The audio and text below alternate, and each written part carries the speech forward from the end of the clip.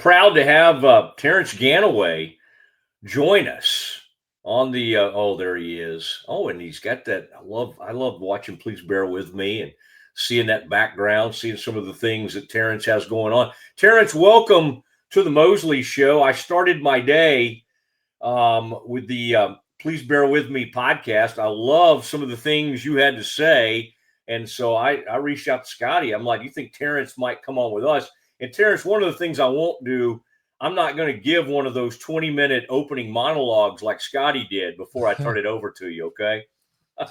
No, Scotty is he's always great to go with, but he does all of the work, production side. So I let him run with it. But Matt, it's great to be on the show with you. How are you today?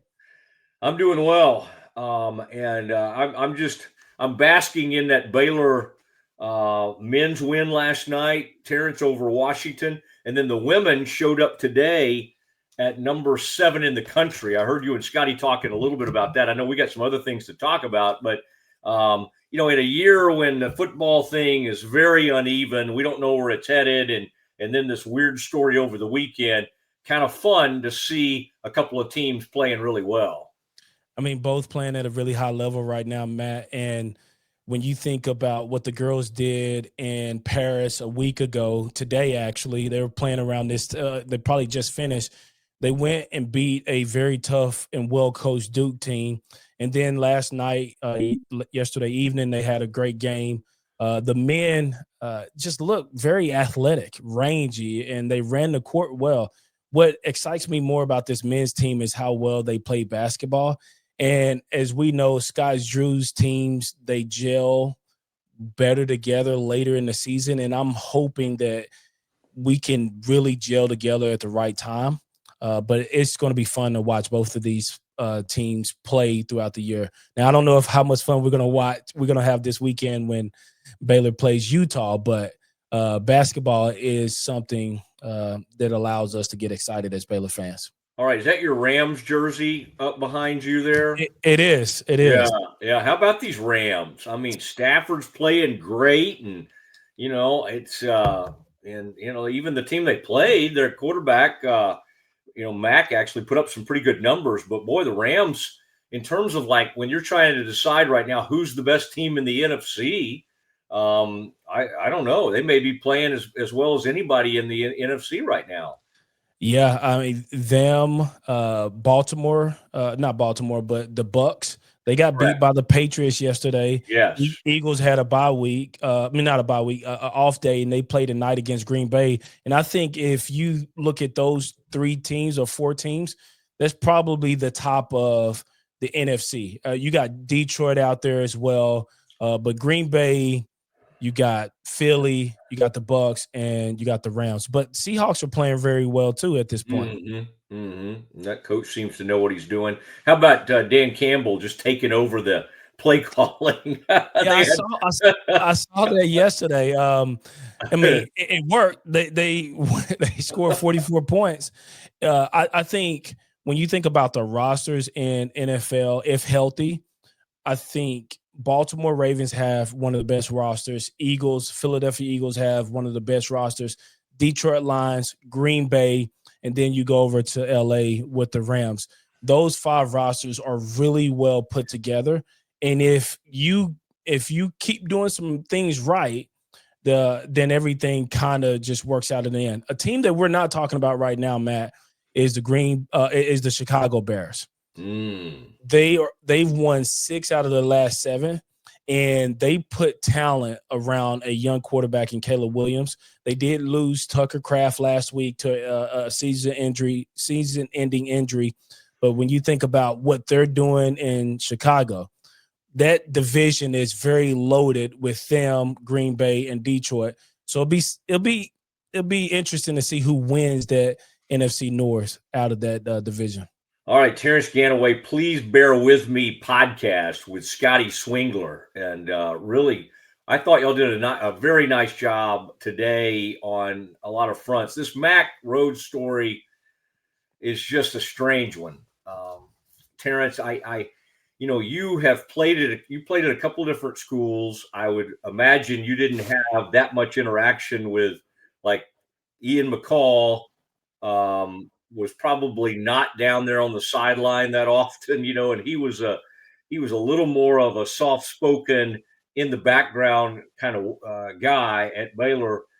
Mack is, what's interesting is one of the things we kind of like about Mack is that he's very hands-on and he does run a little hot. But this was a strange one to hear about, and we'd heard rumblings about this.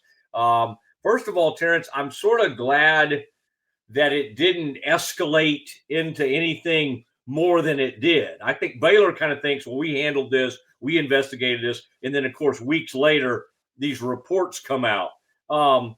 Knowing what we know about Trigg's past, what I'm hearing from scouts, Terrance, is that Trigg actually maybe handled this better than what he would have handled in the past. But from a player's perspective, Terrance, like how surprising is it to have like any interaction with an administrator like close to game time? I mean, maybe somebody would be down there wishing you luck an hour before the game or 30 minutes or give you a high five or something. But like how kind of rare is this that someone would be confronted, allegedly confronted, like right before kickoff?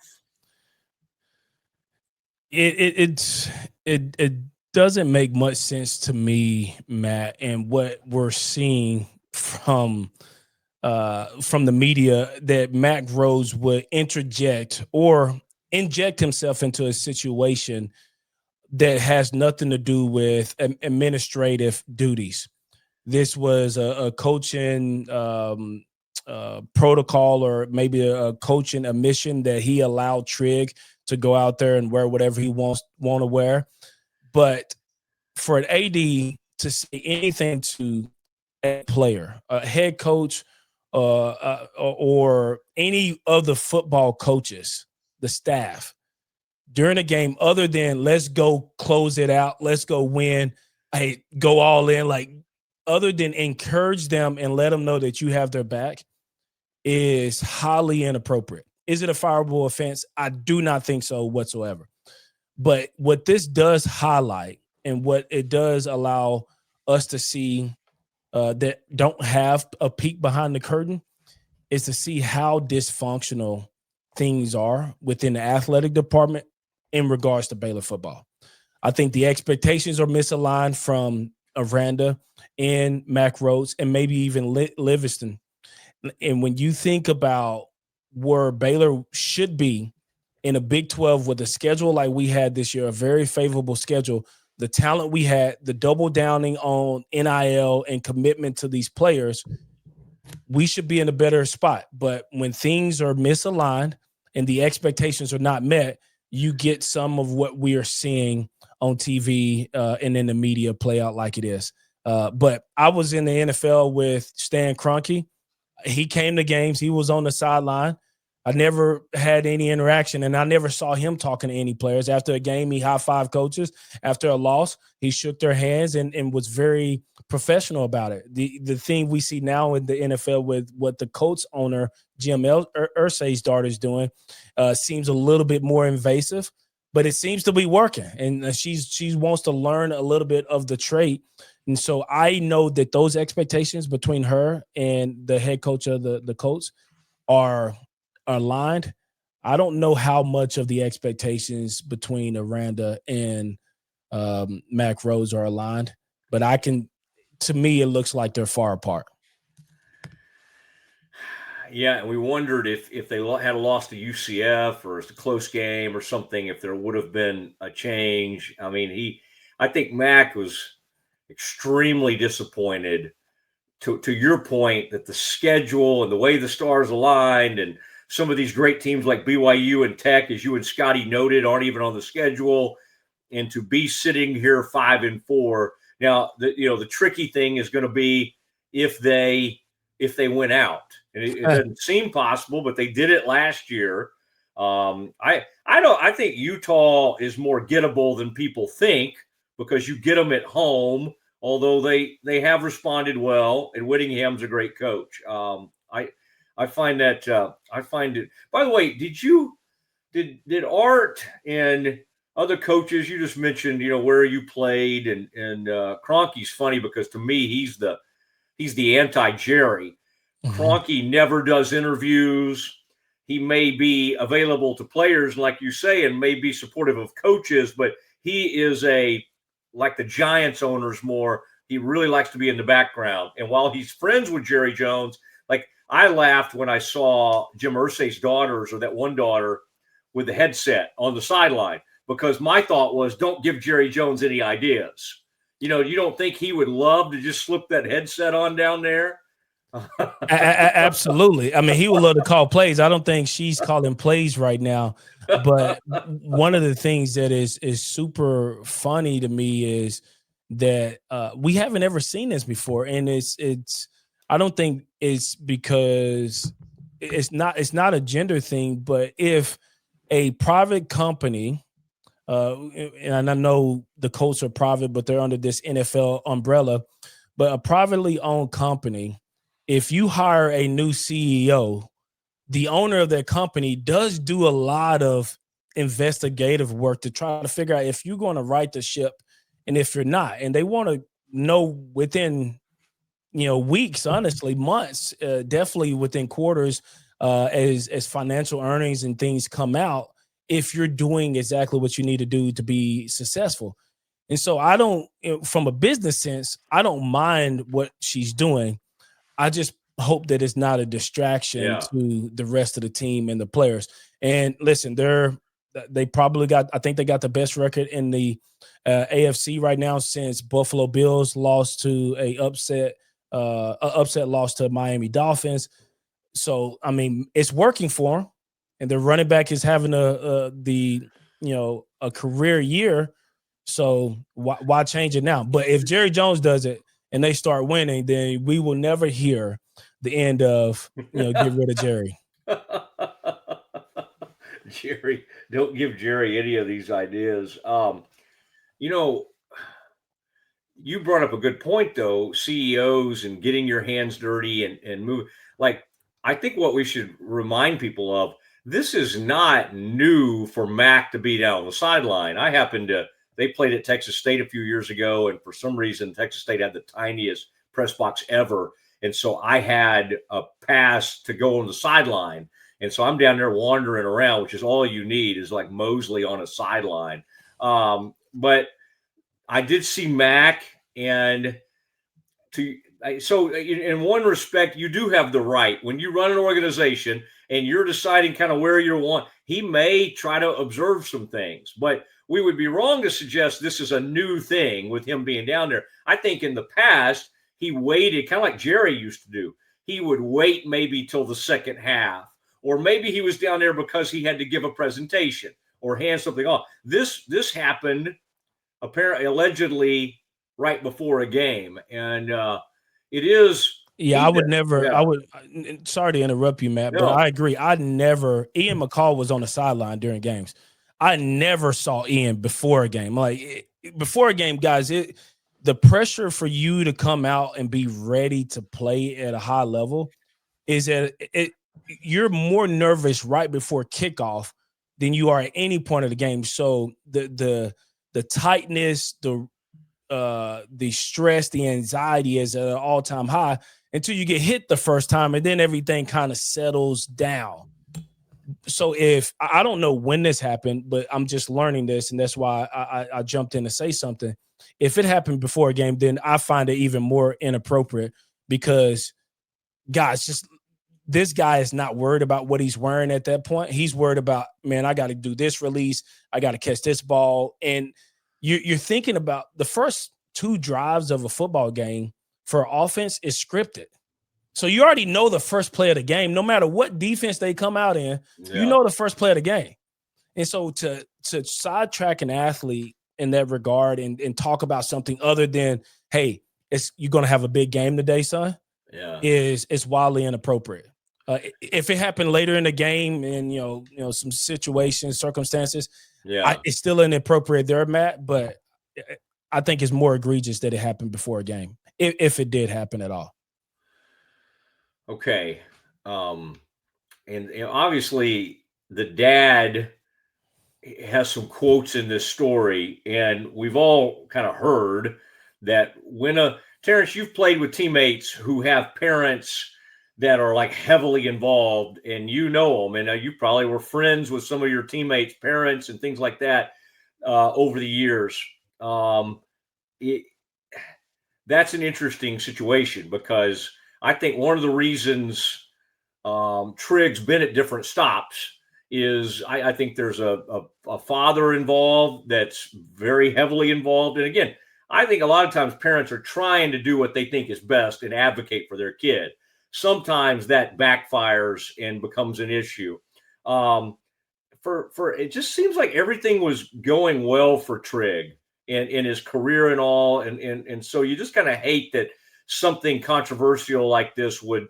I guess I would just say the good thing is the scouts I've talked to, Terrance, is that they almost view this as a positive for Michael Trigg, like that he did not. It could have been a bigger blow up. So Yeah. I guess what I'm hoping is this does not sort of negatively impact how he's looked at by scouts. But as you know, Terrance, having played in the NFL, and then also having had teammates that have like hugely involved parents, the scouts are looking at all that. They want to know, okay, how much your mom and dad involved, how much of this.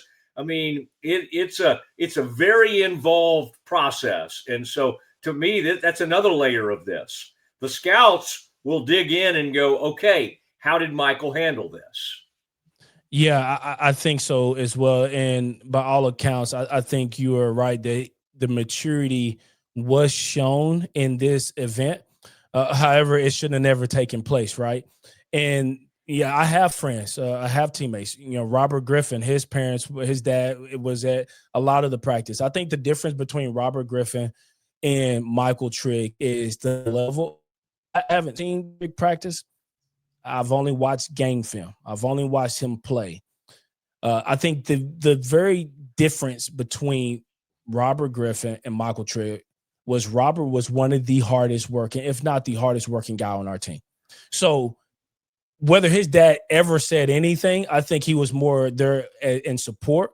Maybe he had conversation with Art Browse and Philip Montgomery at the time, who was the offensive coordinator. Maybe they had conversations, but Robert outworked everyone and he competed at a high level. And he played injured, he played bruised, and he fought back from some season-ending injuries to get to where he was to win the Heisman. When I watch Michael Trigg play, I think the biggest knock on his game is going to be, is he an every down player? When you look at him, he'll go out there and make the most challenging contested plays that you'll see in any game on the weekend, including NFL. But then you'll see him when it's a necessary third and short or fourth and short, and he jogs out of a route on a quick out. Where's the level of intensity there? And you know, we got a punt or kick a field goal that drive. When a scout watches film, they don't watch a highlight. Trigg's highlight will get him top 5 in the NFL draft. There's no doubt about it. I bet you scouts, owners, GMs, head coaches feel that way. If they have an opportunity to take a tight end as talented as Trigg, he could be a top 5 draft pick. He's a mismatch problem for a lot of people. But when you turn on the film and it's a 2nd and 10 where he knows he's not getting the ball, what is he doing there? Mm-hmm.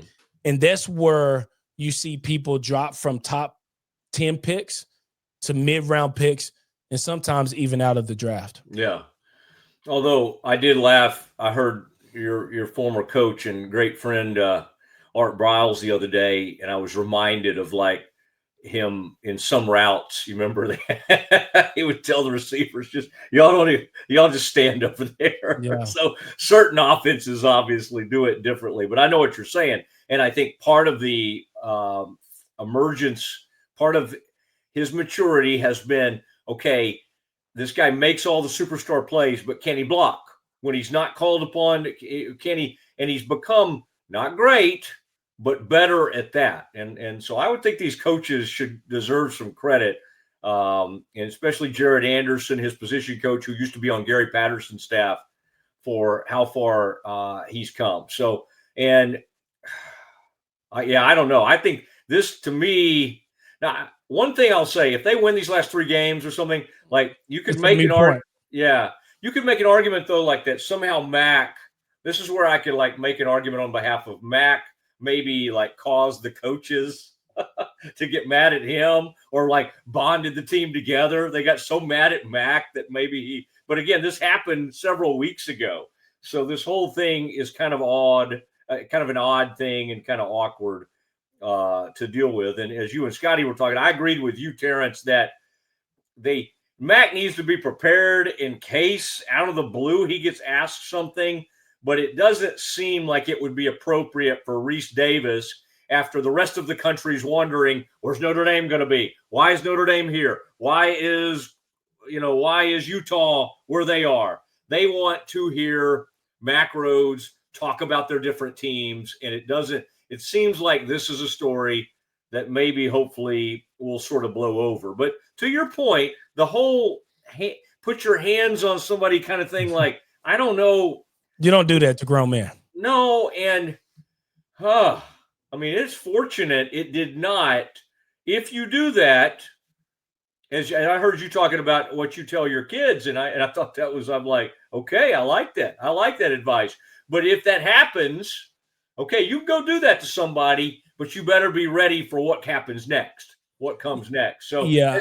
And then there are repercussions on top of that, because then if you come back at him, I mean, you're doing that on, against somebody that's a very powerful person at the school. So that whole thing, I'm sure Baylor had hoped. Now, when you look at this now, they had hoped, they had dealt with this, they had their investigation, everybody had moved on. But Terrance, as you know, these pesky reporters, they tend to stick around, and this was an interesting story. Terrance, do you, if Baylor does what we kind of think they'll do, which is drop 2 or 3, if they falter down the stretch, they're 5-4 right now. Let's just say they get it to 6-6.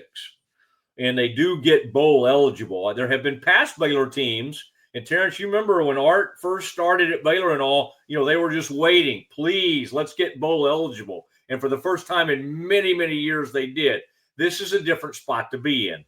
I would like to think that Baylor has a little bit higher standard than getting to 6-6.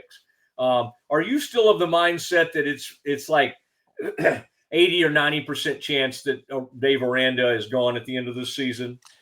Matt, if he finishes 6-6, I don't think you fire him. The only way you fire him at 6-6 is if you have a search firm that has committed and that has done all their due diligence on a candidate, and the candidate is your ideal candidate, and he comes to Waco, and it's a done deal. All it needs to be done then is it be made public.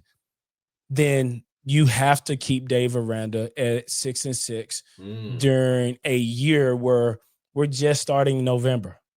Yeah, there's going to be more openings that it's going to happen later in this year.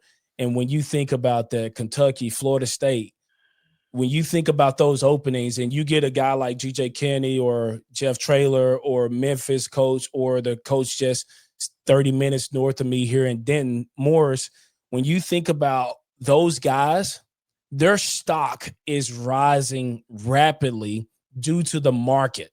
It's inflation. And if you buy the wrong house in the wrong neighborhood during a high market, you're going to get hit with a bunch of interest. And I think Baylor does not want to get hit with all those interest charges. They want to let the dust settle. They want to make sure they get the right candidate. But I bet you this, Mack Rhoades does not allow Aranda to survive another 5-4 start next year. Like, the expectation would be even higher. Auburn's going to have a new coach already. We already know that. When we go to Auburn or go to Atlanta, Georgia next year to face Auburn, the expectation is we start off the season 1-0. When SMU come here week 2, the expectation is we start the season 2-0. And if we go drop the first 2 games of the year, you're going to see some of these firings happening more rapidly than they happened this year.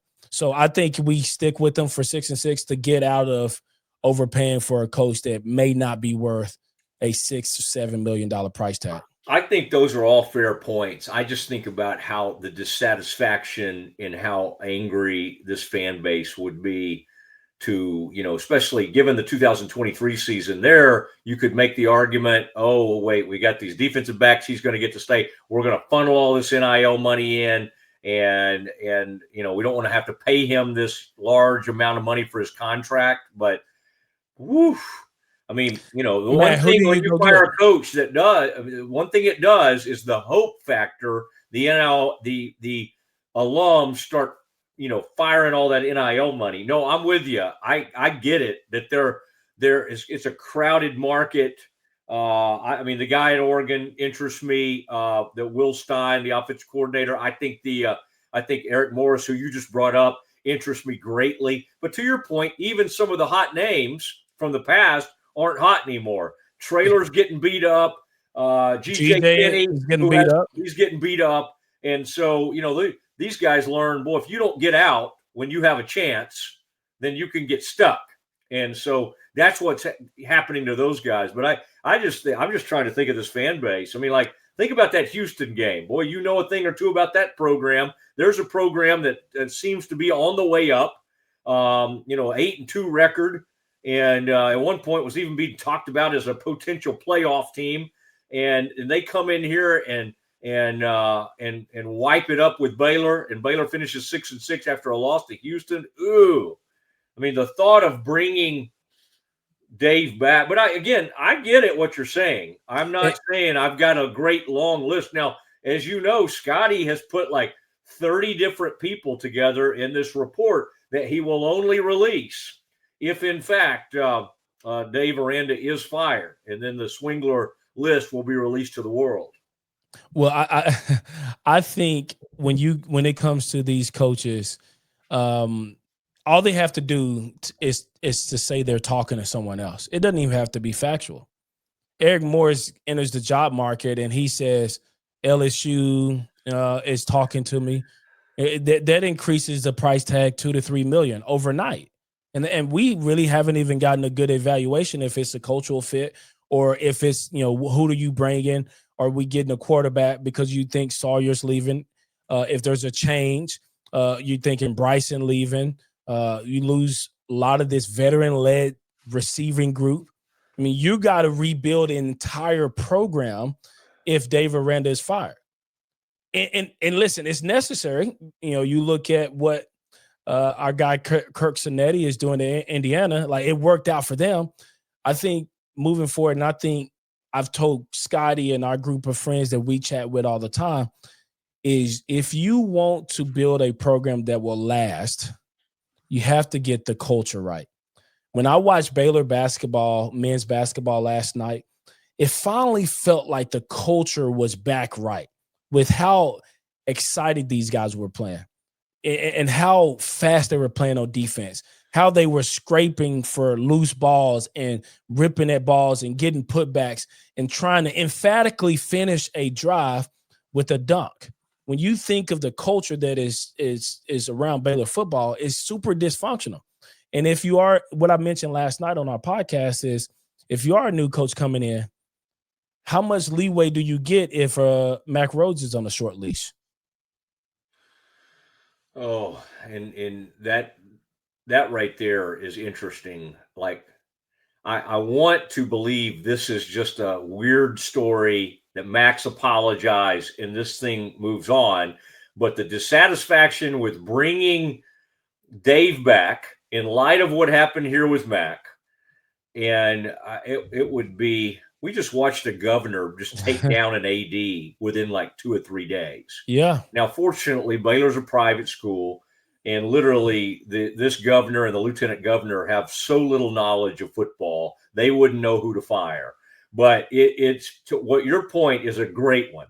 How safe are all these people moving forward? To which I would answer, I mean, Mac signed a 10-year extension at a large amount of money for an AD, only within the last, 2 years or 2.5 years or whatever it is. So it's going to be, that would be your boy. If you start firing people around here, you would have a ton of money to pay out. You have a yeah. You have a problem on your hand, a financial one, and one that Baylor alumni does not want to contribute to. No, and if the board, and by the way, Lynn, you mentioned President Livingstone earlier, like they and Mac and the Board of Regents at Baylor all seem to have this very, great relationship. If they wanted to do something to Mac, okay, here's all they would do. They would literally point at this thing and go, we're going to fire him for cause because you can't do that. And that would, in a way, they could get out of a bunch of that money or maybe they could reach a settlement by doing that. They do not seem interested in that at all. And in fact, when they did that deal, Terrance, that long-term deal with Mac, they were and they did a long deal with President Livingstone. They were under whether this is true or not, they thought that at any minute somebody would come after those folks. They thought Mack Rhoades, people were already trying and would come after him. And so that was the thought process on that. Well, we'll look. By the way, last thing, Terrance, I heard Scotty mention please bear with me, that Mac, he was kind of talking about how Mac seemed pretty tired and how thin Mac looked. And I told him, I pray that someday somebody turns on my show and goes, Mosley's looking kind of thin. I would do anything for that. And yeah. Listen, I hope they say that about me. Terrance is looking like he's at playing weight again. But unfortunately, I don't let people guess what position I played in college anymore because they always say something that's super disrespectful. I remember, by the way. Yeah, I remember. You look good to me, and I think of you every once in a while because you had to deal with so much adversity, and you came back with art to Baylor. Your story is so inspirational and so amazing. And nothing against Bryson Washington. I think he's a very, very talented guy. But I had to laugh when it's like he's such a violent runner. Like all you guys that were great running backs weren't violent runners. Are we thinking this is the first violent runner that's come along? And so that, to me, I don't know why they can't keep him healthy. That's a story for another day. But I don't want to hear he's such a violent runner and that's why he's hurt all the time. I mean, I can come up with a pretty dang good list of violent runners. I would put you on it. I'd put Alfred on it. I'd put Walter on it. And I would just keep going down the line. I'd put Shock on it. I'd put Lake on it. Okay. So anyway. Yeah. Bryson, I would put Pendergrass on it. Correct. Like the list, just look at Abrams and what he did. He broke the single rushing record because of how violent he came from defense. I think that's the epitome of violence. It's like putting Mike Singletary at running back. I bet you he would have did the exact same thing. But listen, Bryson Washington is a fantastic running back. Mm-hmm. And what most people don't understand is, or most parents don't understand is, sometimes you got to let your kids face adversity. And I know that some of these parents, since their kids are getting money and they're a byproduct of that as well, they think that their voice is elevated. And all you're doing is you're setting your kids up for a greater fall from grace. If you're, I got a small business, my son works for me, no one knows me except the 500 people in my town, it's okay. But when you elevate your kid up to a draft status, and they fall from grace, there the fall is so much worse mentally, physically, and emotionally, and you want to protect that. So put your kids in adverse situations. Let them figure it out on their own. Like whoever leaked this story, things are going to work out all like it's supposed to. But I would say this: there were speculations when Brow's story happened that there were some active people in Baylor's board that leaked some of that information out. And when you talked about if the board really wanted to do something to Mac, they will point to this. What if that is happening? I pray it doesn't happen because maybe Baylor could learn from their past sins. But if that's happening, then there's much more dysfunction that we need to uncover. Yeah, and boy, you bring up a great point. Back in the day, and I'm not even saying whether or not Art should have been fired, but the board, when Art and his attorney started kind of coming back at them, is when they went and got in the room with a newspaper. I think it was the Dallas Morning News at the time, and said, "Hey, here's some stuff." And boy, they rolled on him big time. And again, to your point, it got. I mean, already an ugly story got completely out of hand. But by the way, I was there the other day. Boy, that was a neat thing to see. A lot of Baylor people, people that loved Art, come and celebrate some of the great things he was able to do at Baylor. That did happen the other day right on the edge of campus. As I told somebody, I'm like, it's almost on campus. There he was, and 700-800 people gathered. So there sometimes can be a bit of a healing that takes place over a decade or so after all that controversy. I hate that controversy has come to visit us again. Terrance, great job. You and Scotty, I really enjoy that podcast. Please bear with me. It's part of the Rogue Media Network. And I just thought, man, you brought a lot of great perspective, and you've seen a lot of things in your lifetime. And I still think of you as very, very young, by the way. But I just thought you brought some great things. So thanks for jumping on with me. And I look forward to talking to you soon. Matt, it's always a pleasure. Good luck, and we'll talk to you and Scotty later. All right, there he goes. Terrance Ganaway joining the Mosley show today. Please bear with me. Again, you can find that on all the different. It's got the YouTube channel as well. Go sign up for that. And as you just saw, Terrance, he's just a great guy, and I enjoy visiting with him, and he's got a lot of interesting thoughts on this.